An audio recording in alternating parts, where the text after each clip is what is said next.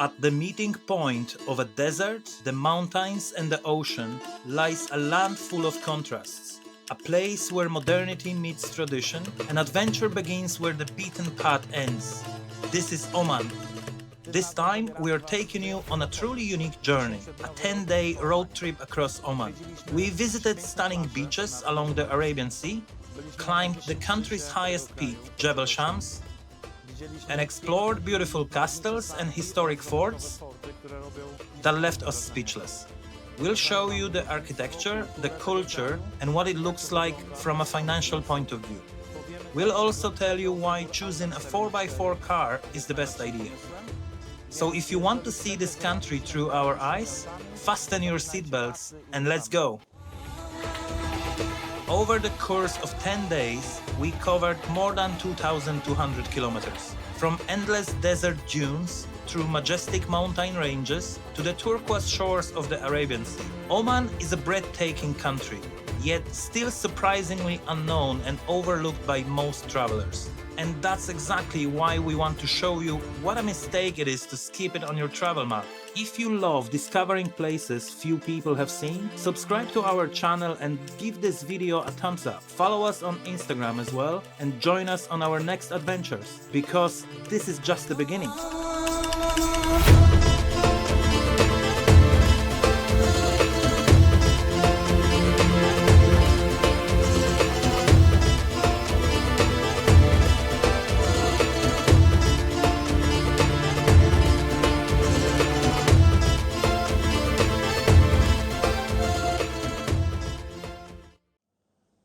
So, coffee first, and off to go. Coffee and a muffin. It's not only a coffee. They don't want to speak with me in this country, don't they? They don't even look at me. Tough luck. We picked up the car and time to hit the road. We arrived in Oman in the middle of the night. The airport was quiet and outside the darkness still lingered. Oh man! Oh man! We picked up the car at 6 in the morning as soon as the rental office opened. Our first stop on the map was Yitti Beach, a wide, peaceful shore surrounded by mountains.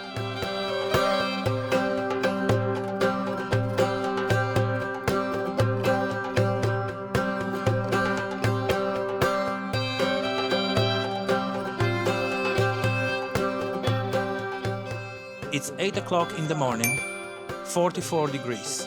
Get the cauldron, hit the tar. Get the cauldron, hit the tar, as the classic used to say.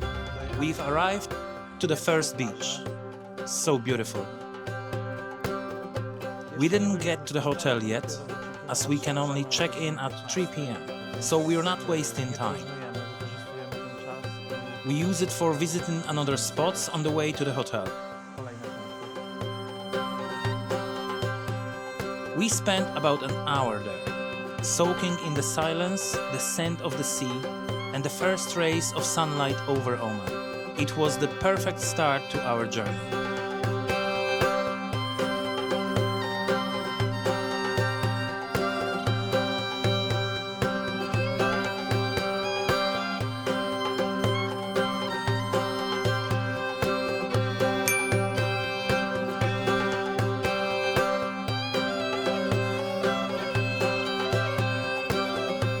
From Yitti Beach, we continued on to a place that truly takes your breath away.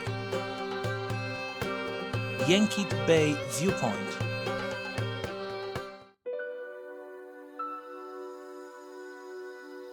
Just 15 kilometers further, and the landscape completely changes.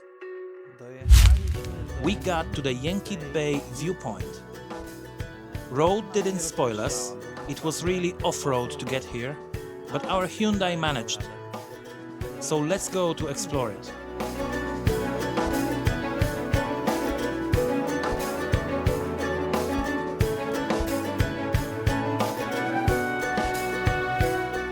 Really, I'm impressed. It's such a beautiful place. Steep cliffs, turquoise water, and endless horizons.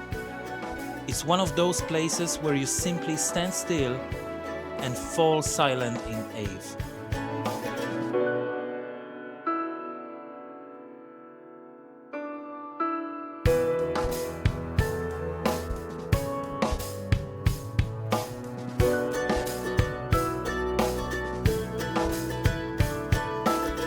After walking along the cliffs, we continued our journey, still captivated by the picturesque Oman, its landscapes, colors, and the calm that seems to be present everywhere. On the first day, we were literally amazed by everything. Locals are chilling. I hope none of them attacked me. Even the music on the radio, which had a mysterious desert charm. The perfect soundtrack for the start of our adventure.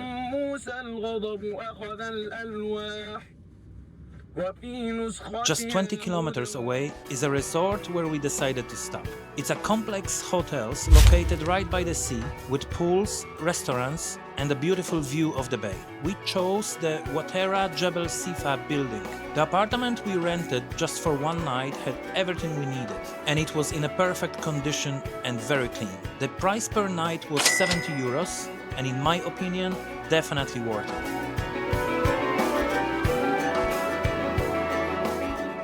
But we didn't plan to spend the time in the hotel. Right after freshening up and a quick lunch, we headed out again to catch the sunset.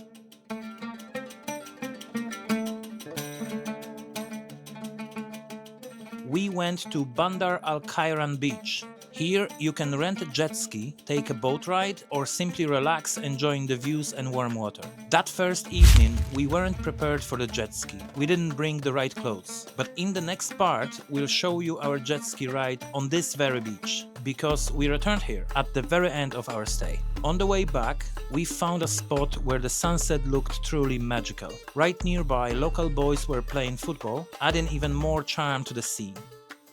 We also decided to stop at the local coffee shop, and we weren't disappointed. The staff was incredibly friendly and the food simply delicious. We were intrigued by the samosas, so we grabbed a bag of these treats. These are small triangular pastries straight from India, crispy on the outside and filled with aromatic potatoes, peas and spices. They are a popular street snack which in Oman can be bought at a roadside coffee shop for just 10-20 cents, depending on the place. We also got wraps with chicken and vegetables for 2 euros each, something similar to our Rolo kebabs. The next morning, we checked out from the hotel and set off on the road again.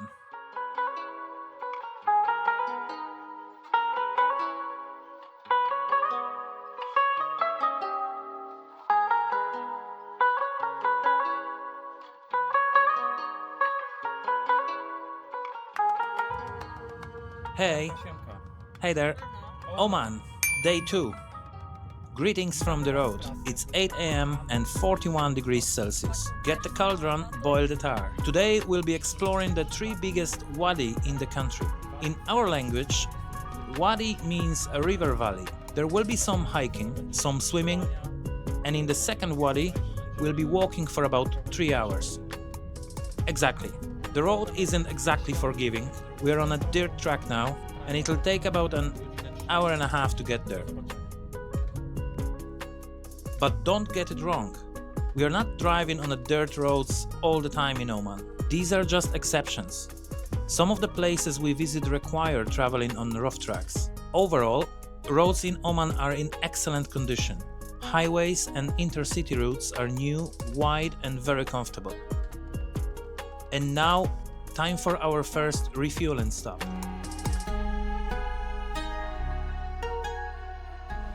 Price for 1 liter of fuel is 0.3, which in euros is about 70 cents for 1 liter. Wonderful! Just fill up and keep going.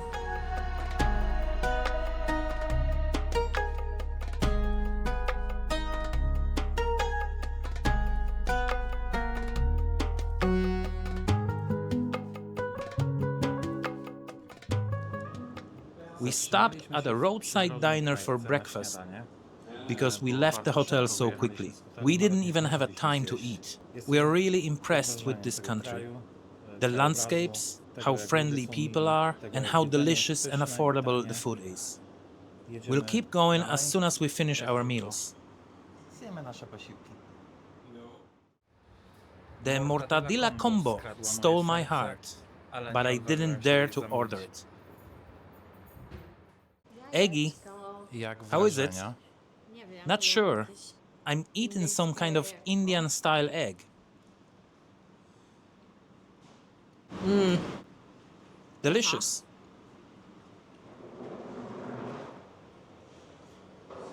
Definitely delicious. The total price for breakfast with drinks, just 8 euros for 2 of us. What do you have? A hot dog? With mortadella? I didn't dare to go for mortadella. I got the sausage combo. Sausage with veggies and mayo. Delicious. Mine is better. We arrived at Wadi Dayqah Dam, an impressive dam built in 2002. Entrance to the park area is paid. Tourists from the outside Oman pay 2 euros per car at the gate, regardless of the number of passengers. The dam is surrounded by picturesque mountains and greenery along the valley, creating a truly stunning view. The landscape around is absolutely breathtaking. Within the same complex, there is a ministry building. It was designed for monitoring and managing the hydraulic infrastructure and ensuring control over the water systems. It is a key part of the complex that supports water management in the region. We went inside and were able to see models showing the dam and the entire surrounding area of Wadi Dayqah. The gentlemen working there invited us to sit at a table for coffee and dates, though they spoke exclusively with me, as Anya is a woman, although we could both sit down. We had a short, very pleasant conversation. They were curious about where we were coming from and how long we planned to stay in Oman. Their almost surprised reaction to our presence made the meeting special and unforgettable, and the atmosphere was extremely warm and full of hospitality.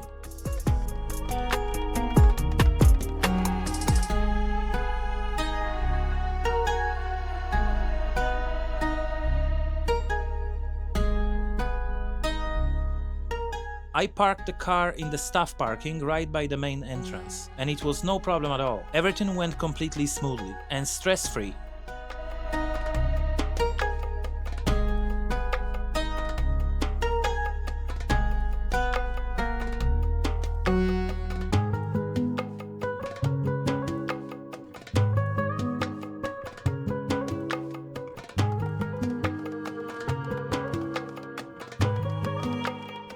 You know what? We've been traveling for 2 days now, and we haven't seen a single tourist. Everyone we meet is either a local, an Omani Arab, or an Indian working here. Honestly, I don't think we've seen a single tourist in the areas we've been visiting. I'm not sure if it has to do with the season, because it's insanely hot here. 44, 45 degrees Celsius in the shade, practically from morning. So the moment we step out of the car, we get hit by a wave of heat.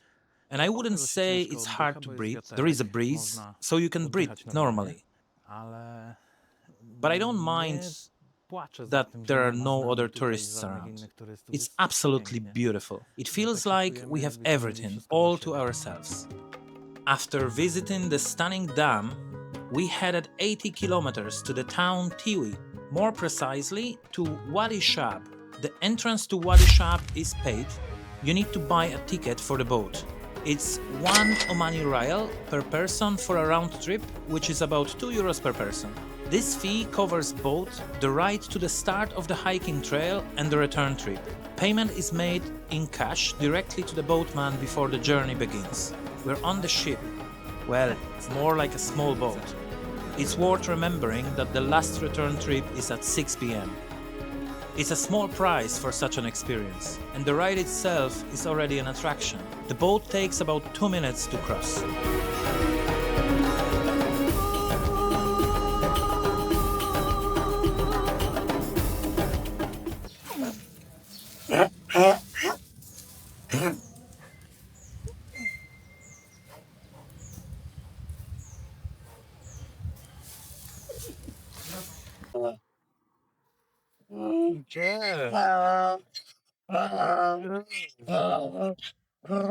Along the way, we passed little donkeys calmly grazing near the fields and orchards owned by the locals. Here is a little anecdote. Anya tried to rescue one of the donkeys that had gotten its hoof tangled in a branch it was tied to. It looked really funny because Anya was carefully trying to free it, while the donkey just looked at her as if saying, "Seriously? You want me to help you with this?" The whole situation had us laughing out loud, and the donkey eventually came out of it unscattered. The fields and orchards we passed belong to locals who grow small crops: tomatoes, citrus fruits, and dates. Wadi Shab is a narrow valley among rocks with steep cliffs on one side and lush greenery of palms and various plants on the other. It's probably one of the most beautiful places we've seen in this part of Oman. The water in the streams is crystal clear, and the natural pools and waterfalls form among the rocks perfect for swimming. At the end of the hike came the best part: bathing in the warm turquoise waters of Wadi Shab. It was an incredible experience. The water enveloped us like a natural pool, and the sunlight reflected off the puddles, creating a magical atmosphere.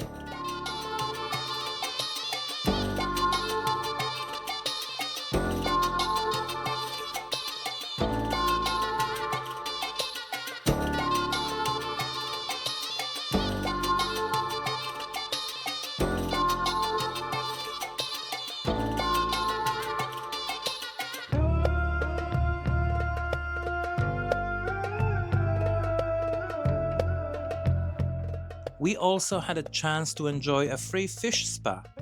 Absolutely amazing.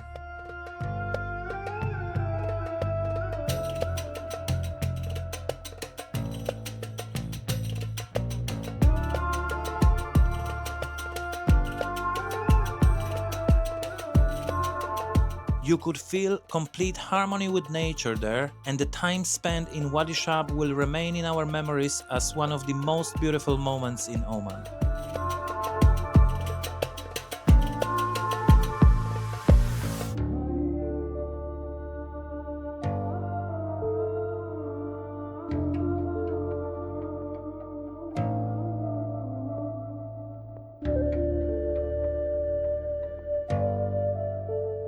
On the way back, we simply rang the little bell to call the boatman, and he came to pick us up.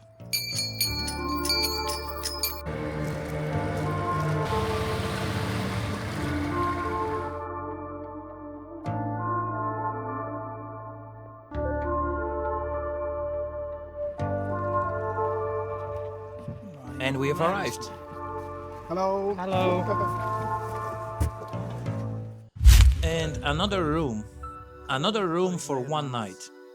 After a long day, let's see. Welcome to my crib.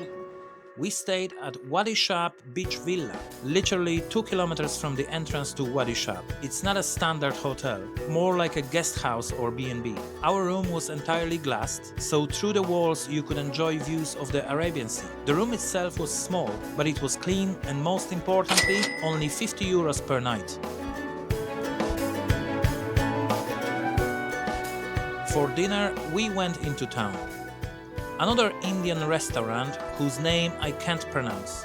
But what you see on the table was really delicious. And the bill came to 8 euros for the two of us, including drinks.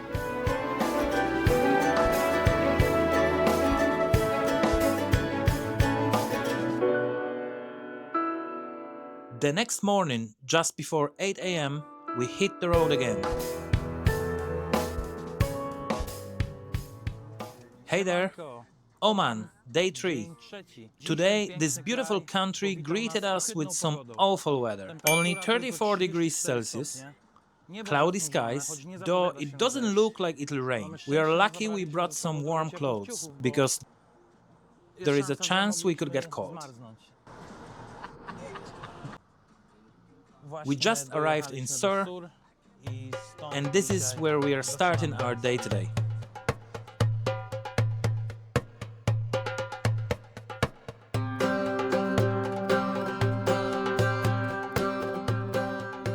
After walking along the waterfront in Sur, we headed to the city's main attraction.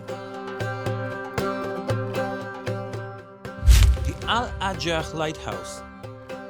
Built in 19th century, it's one of the oldest and most iconic landmarks in Oman. Although we couldn't go inside, the gallery around the lighthouse offers a stunning panorama of Sur and the coastline. From there, you can see both the towers guarding the harbor entrance and the impressive hanging bridge.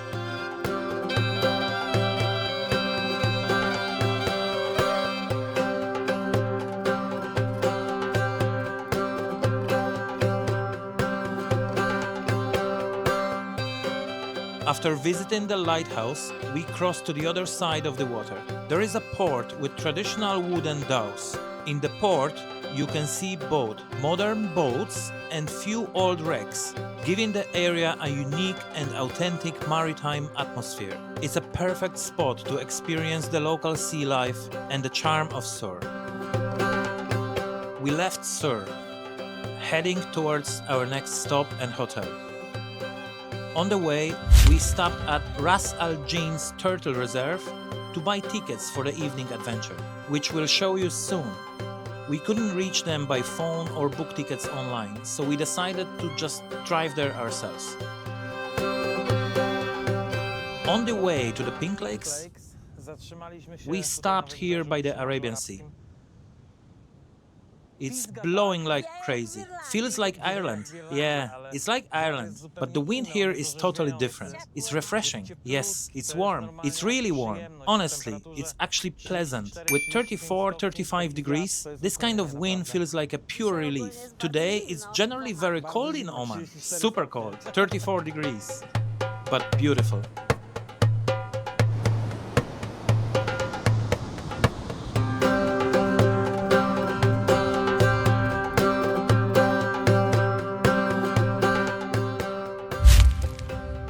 We've arrived at the Pink Lakes. And as far as I know, in English pink means pink. But I don't really see much pink here. Let's take a look on the other side. I'm not sure if it's about the light reflections. Maybe at sunset the water turns pink. Or maybe it's the access road, which is kind of pinkish.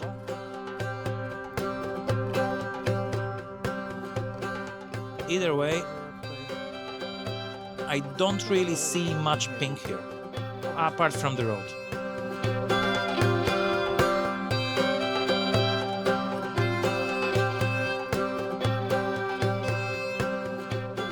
We've just been to a supermarket where I bought my favorite drink, Palestine Cola. Well, to be honest, I don't know how it tastes yet, but I'll let you know once I open it. And once I did, it wasn't anything special.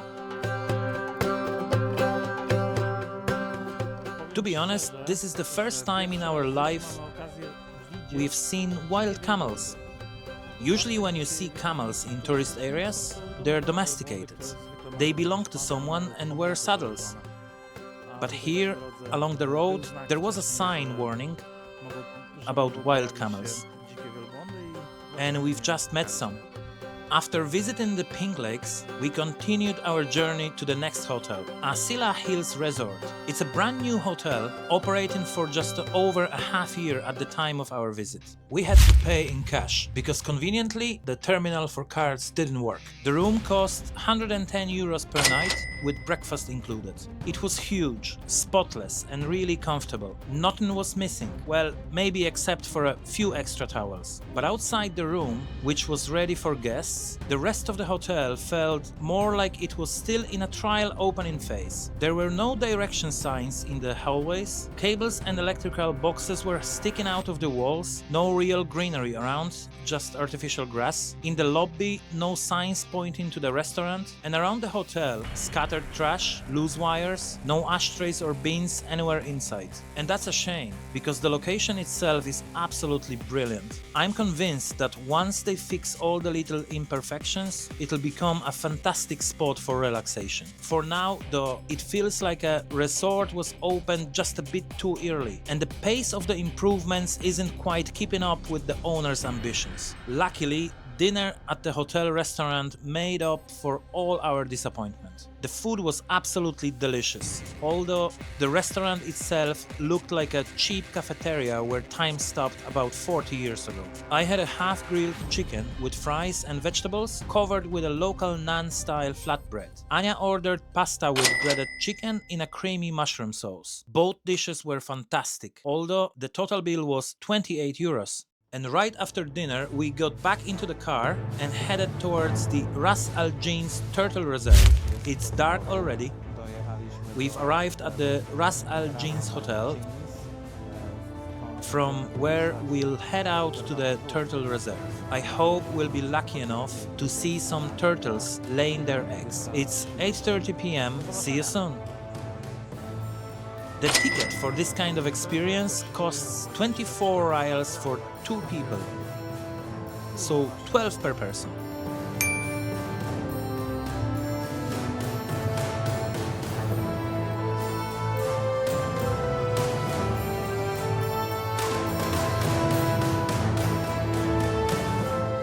We're already on the beach, heading out to search for turtles. White light is forbidden because turtles are afraid of it.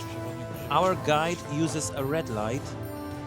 Apparently, it's the least harmful for them. We're still hoping to find some turtles laying their eggs. We've found a beautiful female turtle.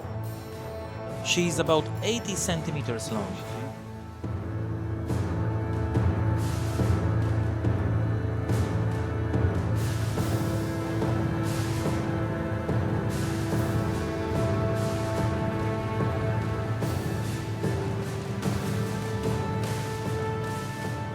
A moment ago, Anya asked our guide how long it takes for a turtle to lay their eggs, cover them, and return to the sea. And the answer was about 2 hours. We found another female laying eggs, and this time the guide let us approach in small groups of 5 people so we wouldn't disturb her. Hey, and what do adults do after dark when they can't sleep? They walk along the beach and watch turtles. Actually, that's exactly what we did. We went to the beach at night to watch female turtles laying their eggs in the sand. An incredible experience. We've seen sea turtles many times in our lives, but never before did we have a chance to watch them laying eggs. And now we can check that off our list. Yes, poor girls, so to speak. They really have to work hard. In just 15 minutes, they can lay up to 200 eggs.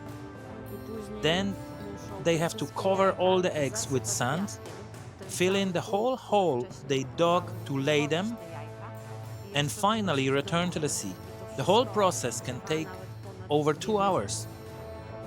And what are the males doing during this time? Swimming in the sea, completely oblivious to everything happening around them. Alright, we're heading back to our hotel now. We have a 70 kilometers drive ahead. See you in the morning.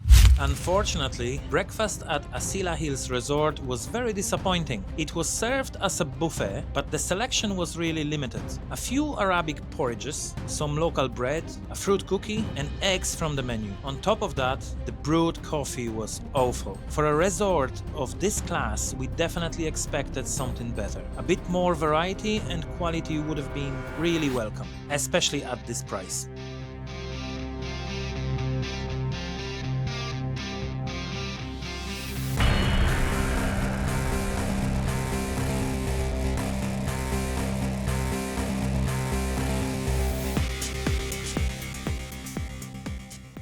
Hey, hi, Oman, day 4.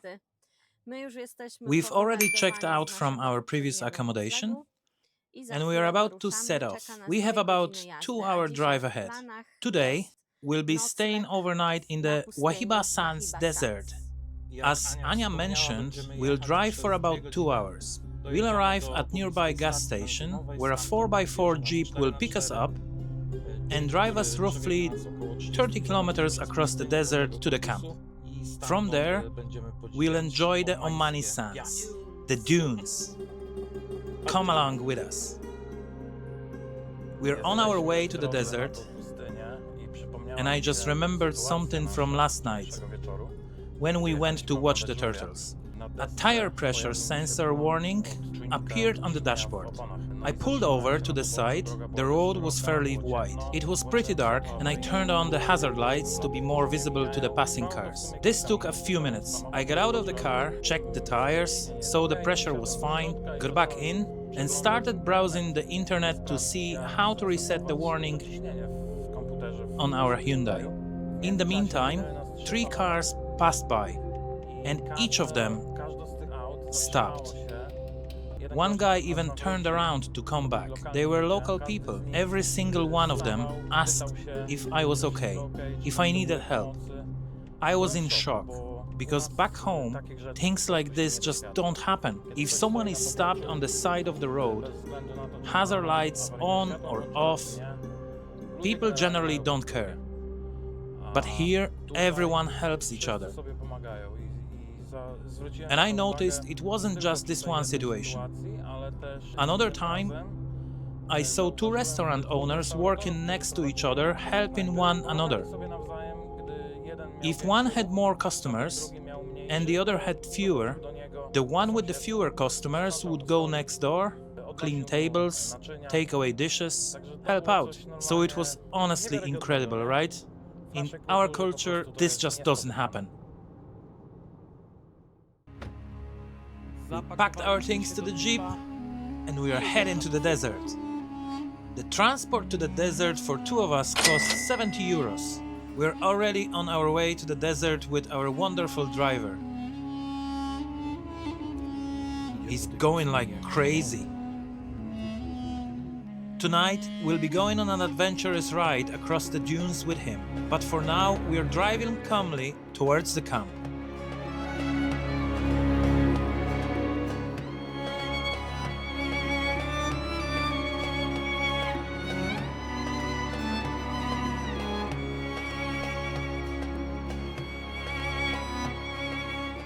And we have arrived at Sama Al Wasil desert camp, our overnight stay in the desert. The place is stunning, with every detail carefully thought out.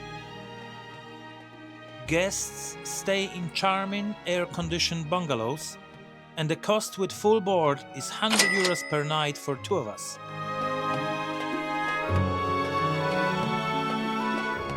The camp offers a whole range of desert activities, from driving a jeep or quad across the dunes, riding camels, to guided walks in the desert at sunrise or sunset.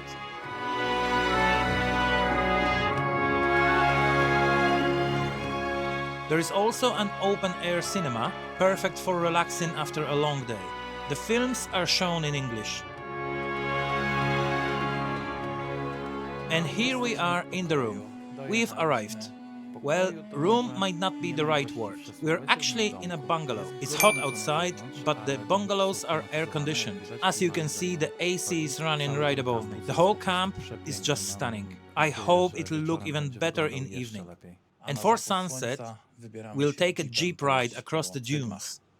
Fun fact, before coming to Oman, I read online that we might see wild camels or goats.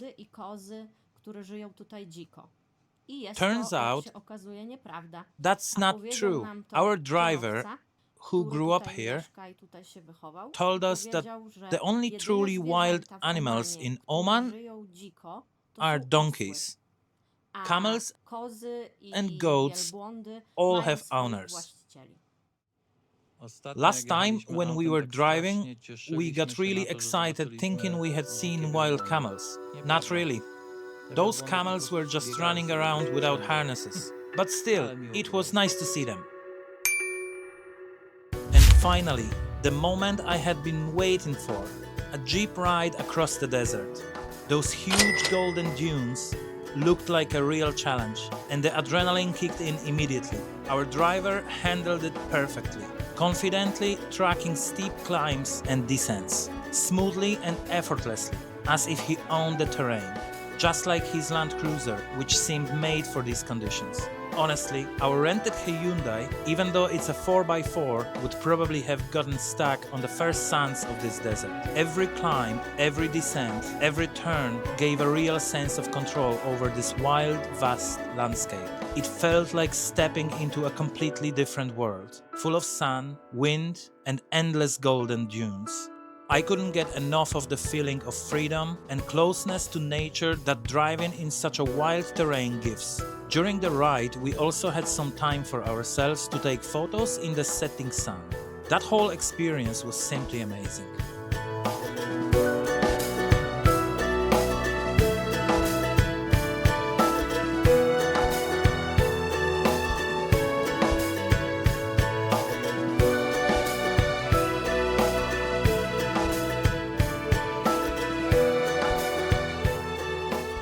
On the way back, we came across another driver who had gotten stuck in the sand.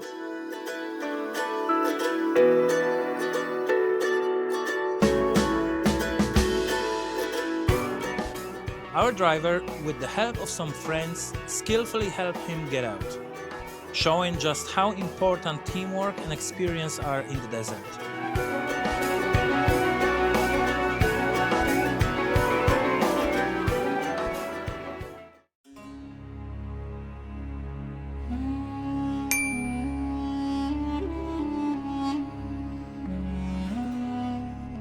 For dinner, there was a buffet with a very interesting selection of local dishes, but we couldn't resist the grilled meat.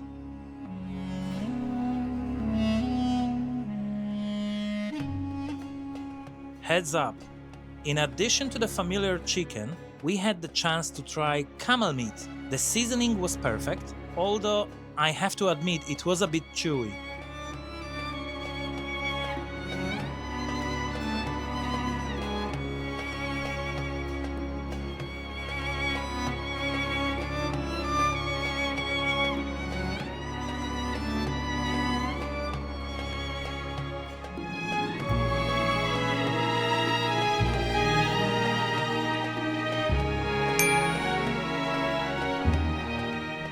Breakfast was also delicious, simple but fresh, and with that stunning desert view, even the coffee tasted better.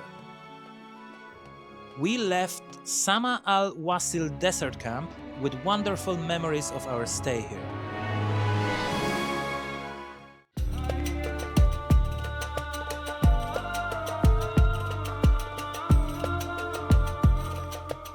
And on the way back, our driver completely surprised us in a way we could never have expected.